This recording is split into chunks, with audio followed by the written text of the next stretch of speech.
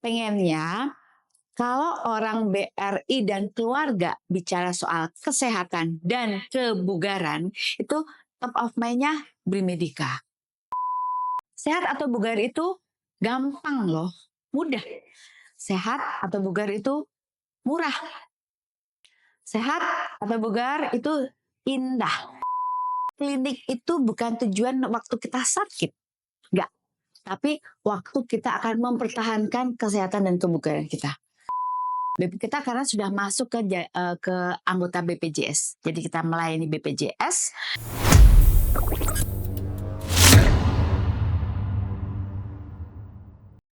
Assalamualaikum warahmatullahi wabarakatuh. Berjumpa kembali bersama saya Muhammad Cakori dalam program Rocket Obrolan Podcast. Yes, Stars. Yes. Nah, kita kembali di episode yang selanjutnya ini yaitu episode ke-26. Nah, di episode 26 ini ya kita mengundang salah satu direktur utama PT Upaya Purnabakti Sejahtera, yaitu Ibu Iren Retnaningsih, terkait topiknya itu PT UPS. Nah, disingkatnya. Oke, baik guys, kita sapa aja kepada direktur utama ini, yaitu dengan Ibu Iren Retnaningsih. Halo Ibu. Halo juga. Selamat datang di KPBRI di dalam program Rocket Obrolan Podcast. Rocket Obrolan Podcast. Oke. Nah, betul. Nah, terima kasih loh dipanggil. Iya, saya juga terima kasih ya KBRI mengundang Ibu Iren datang ke KBRI, meluangkan waktunya untuk mengobrol-ngobrol nih Bu. Oke, baik. Oh iya Bu, saya mau nanya nih Bu, perjalanan karir sebelum menjabat di PT Upaya Purnabakti Sejahtera. Iya. Nah, gimana tuh Bu? Oke. PT Upaya Purnabakti Sejahtera. Iya. Lebih mudahnya bilang aja PT UPS. PT UPS. Iya, PT UPS ya. Oke, sebelum di PT UPS, saya itu dalam jenjang perjalanan karir saya full di area yang berbau-bau marketing atau human research, PR lah di situ, human relation. Selalu di situ. Dari saya sejak staff sampai pensiun akhirnya ke PT UPS, PT UPS itu saya berkecimpung di dalam dunia marketing. Mulai dari staff saya dulu itu ada MJPP, Manajemen Produk dan Pemasaran. Kemudian kabaknya juga di situ. Kemudian kabaknya di Consumer Banking. Kemudian wakadifnya di divisi hubungan lembaga, relationship juga. Kadifnya juga di hubungan lembaga, di relationship juga. Sampai pensiun di situ. Jadi kalau dilihat saya tuh benar-benar di dunia pemasaran, dunia marketing, dunia relationship, dan dunia jual menjual. Nah, itu. Oke, berarti Ibu sudah mengabdi berapa lama Bu di 30 tahun. 30 tahun di BRI. Kemudian di UPS itu udah 4 tahun. Udah lama loh Mas. Jadi setelah pensiun terus lanjutkan di PT UPS ini. Betul. Oke, baik. Itu perjalanan yang sangat belum lahir kali. Kalian belum lahir kayaknya. Iya ya, 1988 berarti. Ya, panjang sih, pokoknya 30 tahun panjang banget. Betul. Oke, baik. Bu, pengalaman yang paling berkesan Bu, artinya pengalaman berkesan ketika di BRI, tiba-tiba pensiun, terus masih bisa berkarya lagi. Oke. Jadi ada berapa tahap ya nih ya. Tahap pertama di BRI dulu ya. Hal yang paling berkesan adalah kadang saya mikir saya harus mengarahkan orang atau memaksa tanda kutip orang untuk memakai produk yang ditawarkan oleh kita. Memaksa tanda kutip ya. Itu kerjaan yang susah gampang dan unik. Kadang kita ketawa sendiri. Kenapa? Kadang bener-bener ya dengan segala cara biar orang itu mau mengikuti anjuran kita. Itu menurut saya pengalaman yang paling unik. Karena kita memaksa tanda kutip tetapi harus cantik memaksanya.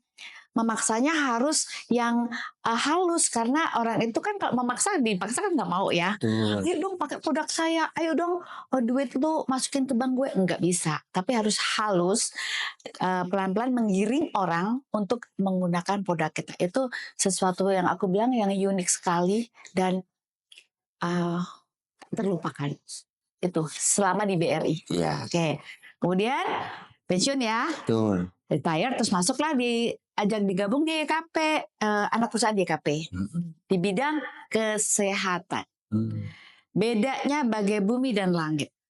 Ya, bagai bumi dan langit. Human relationnya sih mirip, hanya produk yang saya tanganin beda sekali. Kalau waktu di BRI dulu nyata gitu ya, nyata. Lu punya duit berapa, lu punya project apa, masukin ke bank gue begini-gini, nyata, jelas hasilnya akan gini, nyata. Tapi kalau di UPS karena bergerak di bidang kesehatan dan kebugaran, kebetulan di Indonesia kan belum begitu, orang itu kesehatan itu masih nomor sekian. Tapi jangan bicara masalah COVID ya. Iya. Ini COVID beda soalnya. Kalau kesehatan itu orang dibayar pun, dibiayain pun, digratisin pun kadang enggan untuk memeriksakan kesehatannya. Karena kadang takut ketahuan rapotnya. Nah, takut kan? Orang tuh kadang orang Indonesia bilang kalau ketahuan rapotnya, ketahuan dia sakit apa, malah takut. Nah, itu yang membuat kadang dibayarin pun orang susah. Nah, sekarang ini di bidang yang baru ini, di UPS ini kan pegang klinik ya. Pegang klinik. Kliniknya, apa klinik namanya? Kliniknya klinik Brimedica. Oh, Brimedica. Brimedica. Kita pegang klinik Brimedica yang unik sekali. Dulu saya bergaul dengan orang untuk cari duit nih. Iya. Sekarang di klinik Brimedica ini saya tetap cari duit. Tetap, karena kan klinik Brimedica nggak boleh rugi, ya kan, harus YKP kan punya target. Kita tetap harus cari duit, cari untung, tetapi bidangnya yang berbeda nih, sangat berbeda. Kalau yang dulu itu, yang waktu di BRI kita mengajak mereka dengan berbagai gaya, berbagai modal, berbagai strategi biar mereka mengikuti kita. Kalau sekarang juga seperti itu, tetapi mereka akan melihat kita. Kata gini, itu Brimedica menganjurkan vaksin A, B, C, Z gitu ya. Tetapi orangnya kok sakit-sakitan, kok orangnya nggak sehat. Ayo, mau nggak ikut? Males kan pasti. Iya. Nah, jadi sekarang agak beda. Jadi saya harus memberikan role model bagi mereka. Ini loh, hidup sehat itu seperti ini. Nah, itu uniknya di situ. Uniknya kayak sekarang seperti itu. Dan bagi saya emang tantangan yang lumayan besar. Gitu, Mas. Baik guys, tadi Ibu Iren sudah menyampaikan paling berkesannya itu saat di BRI menyampaikan obrolannya itu selama 30 tahun, yaitu dia mengenai produk di perbankan. Itu gimana caranya supaya nasabah tetap mau masuk ke produknya Bank BRI. Nah, namun setelah pensiun nih guys, punya kesan yaitu, wah ini bidangnya beda nih. Ini yang tadinya sebelumnya perbankan nih Bu ya, tiba-tiba ke bidang kesehatan. Nah, itu uniknya. Jadi seperti itu guys. Nah, oke Bu, kita langsung ke topik utamanya, lebih core-nya. Oke. Nah, apa bisnis utamanya PT UPS atau klinik Brimedica ya? Yang umumnya teman-teman ketahui sebenarnya sih lebih ke Brimedica. Oke. Jadi gini ya, biar nggak canggung, PT-nya PT UPS, tetapi branding untuk produknya adalah Brimedica. Jadi kita sebut Brimedica ya. Branding Nah, ya. Brimedica tuh punya 5 segmen bisnis tuh ya.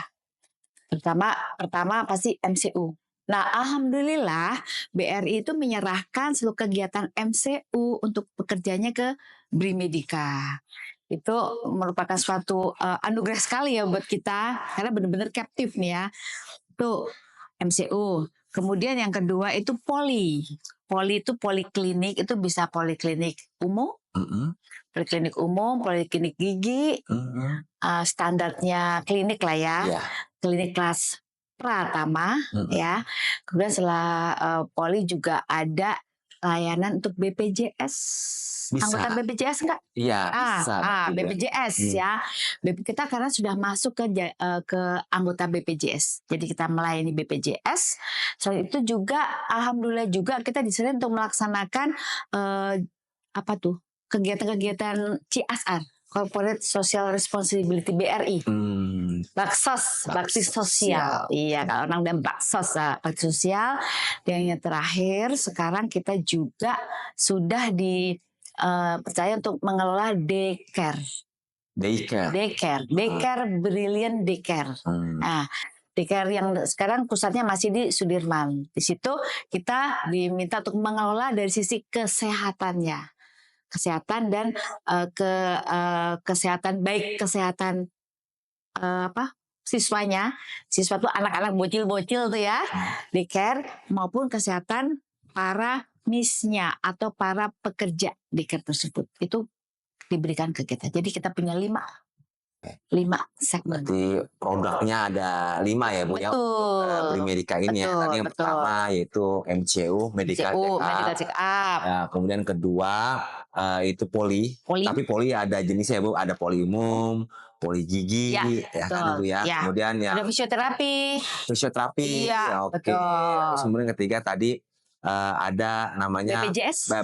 Jadi Brimedica ini menerima BPJS ya Bu ya. Iya, BPJS. Kemudian ada namanya bakti sosial itu disebutnya CSR ya. Ya, sunatan massal yang paling banyak itu diserahkan ke BRI, ke Brimedica semua untuk sunatan massal seluruh Indonesia. Oh, luar biasa. Terakhir daycare. Yang terakhir daycare. Iya, betul. Oke, baik. Udah banyak Mas, banyak ya, luar biasa ya. Oke, baik Bu Iren, saya mau tanya nih Bu, selanjutnya ini untuk klinik Brimedica itu jaringannya di mana aja Bu? Oke. Jaringannya gini, cabang ya. Oke. Memang kalau dilihat cabangnya Brimedica itu baru ada sekitar 10 cabang. Iya. Di mana Bu? Paling jauh adalah Makassar. Kemudian turun ke Makassar ke Palembang. Ya.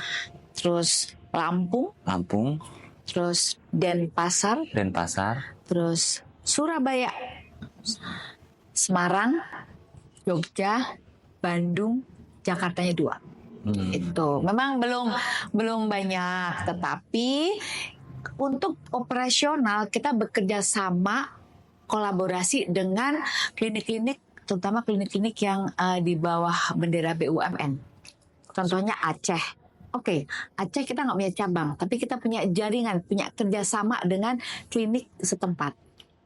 Tapi semuanya under supervisi dari Brimedica. Jadi jangan khawatir kalau nanti kapan-kapan masnya ini ditugaskan atau dipindah ke Jayapura gitu, jangan panik, di sana ada kok. Ada, kita kerjasama dengan rumah sakit. Berarti nggak cabang itu artinya selain nggak ada di tempat itu Brimedica ini klinik tersebut itu ada kerjasamanya. Iya, betul. Kerjasama. Okay. Karena kontrak BRI dengan Brimedica ada untuk pelayanan kesehatan bagi seluruh cabang, seluruh kanwil. Jadi mau nggak mau kita berkolaborasi dengan klinik setempat. Oke guys, bagi pemirsa yang lagi nonton channel YouTube kami atau di media sosial Instagram kami, baik masyarakat di seluruh Indonesia maupun pekerja Bank Rakyat Indonesia bisa datang untuk melakukan pemeriksaan kesehatan serta kebugaran di klinik Brimedica yang jaringannya sudah di cabang-cabang mana saja yang tadi disampaikan oleh Ibu Iren. Nah, seperti itu. Jangan lupa ya guys untuk datang melakukan pemeriksaan kesehatan dan kebugaran. Ingat jangan nunggu sakit. Oke, baik Bu. Nah, tadi Ibu sudah ngobrol itu basic utama berarti kan kesehatan, berarti emang Brimedica, klinik Brimedica ya. Oke, baik. Nah ini bagaimana strategi PT UPS atau yang disebut Brimedica untuk mempertahankan asistensinya ya bisnisnya di tengah persaingan industri kesehatan gitu bagaimana? Oke. Nah, memang kalau kita ngomong soal mempertahankan eksistensi itu memang perangnya udah ke perang Baratayuda ya, perangnya kelas-kelas wahid. Nah, tapi kan karena kita sudah ditunjuk oleh BRI dalam hal ini Direktorat HC, kita harus tanggung jawab dong, ya Tuh, kan? amanah ya. Nah, amanah itu. Nah, pertama selalu kita, yang utama adalah kita selalu membuat produk-produk baru. Walaupun saya akui produk baru di dunia kesehatan dan kebugaran itu tidak mudah. Tapi ya kita mau nggak mau harus itu bagi produk-produk baru atau layanan-layanan baru. Itu yang terpenting. Terus yang kedua, meningkatkan skill atau kapasitas kerja. Dalam hal ini termasuk yang utama adalah nakes, tenaga kesehatan. Kita harus upgrade terus dengan hal-hal yang baru. Dengan apa? Dengan training, kemudian juga kita juga bisa studi banding gitu. Itu harus itu. Karena dunia kesehatan terus bergerak dia bergerak. Sekarang katakanlah obat A atau sistem A untuk membuat orang glowing. Nanti sekitar setahun lagi udah beda lagi. Jadi kita harus mengikuti terus itu. Nah, harus rajin mengupdate, mengupgrade dan mengupdate. Nah, kemudian yang ketiga, meningkatkan profesionalisme dari sisi baik dari operasional klinik maupun operasional pengelolaan keuangan. Loh, sama YKP kan kita juga dapat target. Nggak mungkin juga yang minimal kan self funding. Tapi kan saya sebagai pengelola nggak pengen dong cuma self funding aja. Maunya bisa memberikan dividen. Right? Itu kan yang diharapkan. Nah, itu kita harus pandai-pandai mengelola baik operasional maupun keuangannya. Nah, untuk operasional kita sudah memakai sistem.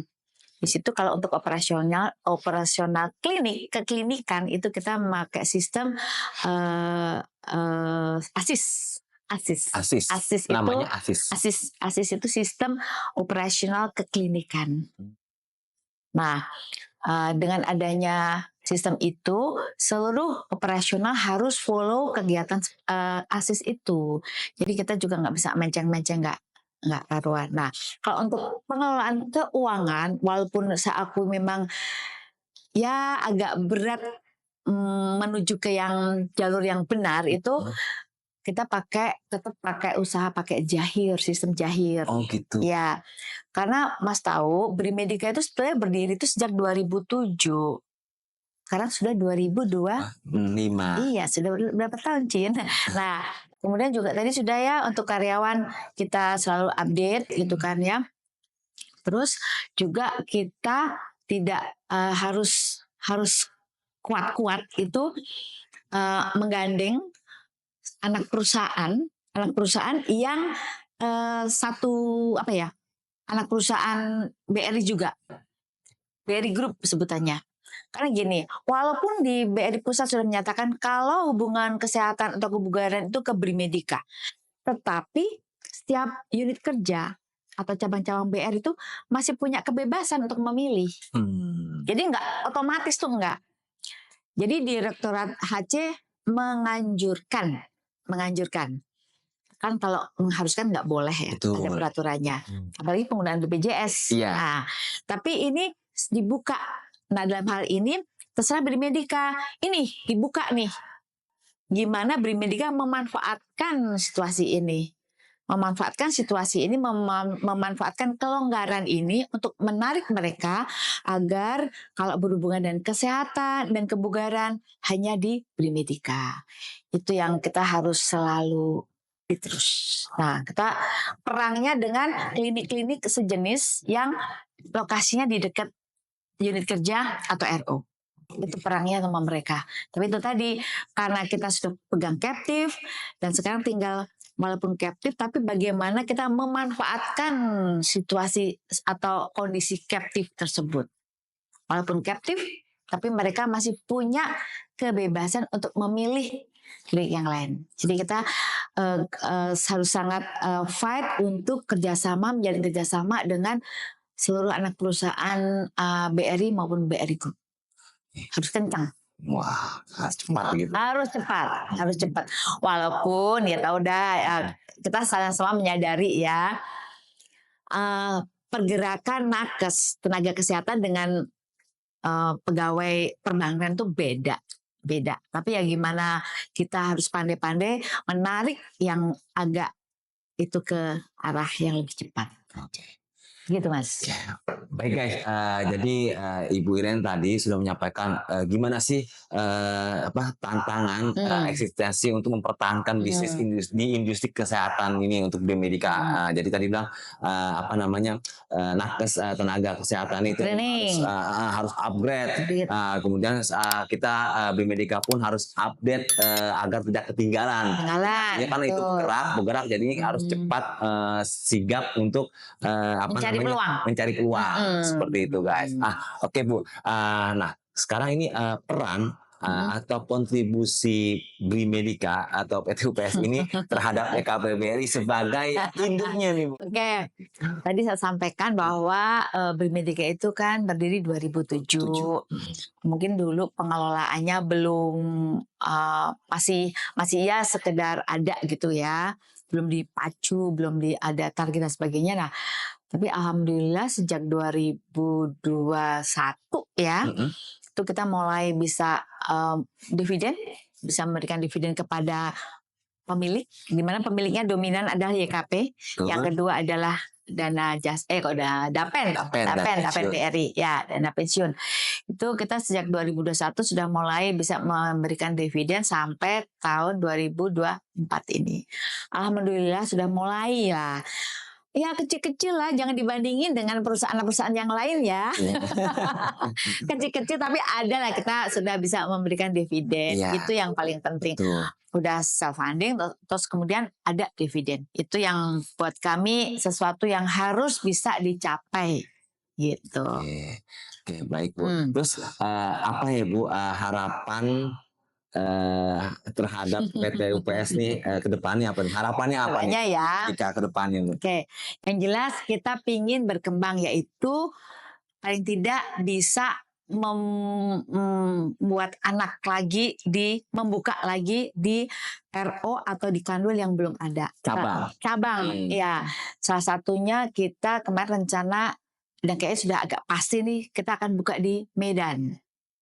Itu juga kerjasama dengan YKP juga untuk bikin FS-nya. Nah itu di Medan, itu haruslah cita-cita kami, saya dan tim semuanya itu kita harus mampu membuka cabang, either satu tapi kita harus.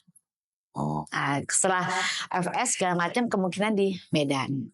Nah itu yang pertama. Wajar dong. Situ juga kan kalau kita masih pengen berkembang kan, jangan gitu-gitu aja, jangan gitu aja gitu kan. Yang kedua, memang agak orang bilang muluk, tapi bagi saya itu nggak muluk ya. Pengennya kalau orang BRI dan keluarga bicara soal kesehatan dan kebugaran, itu top of mind-nya Brimedica. Bekerja dan keluarga pengen sehat, Brimedica. Pengennya seperti itu.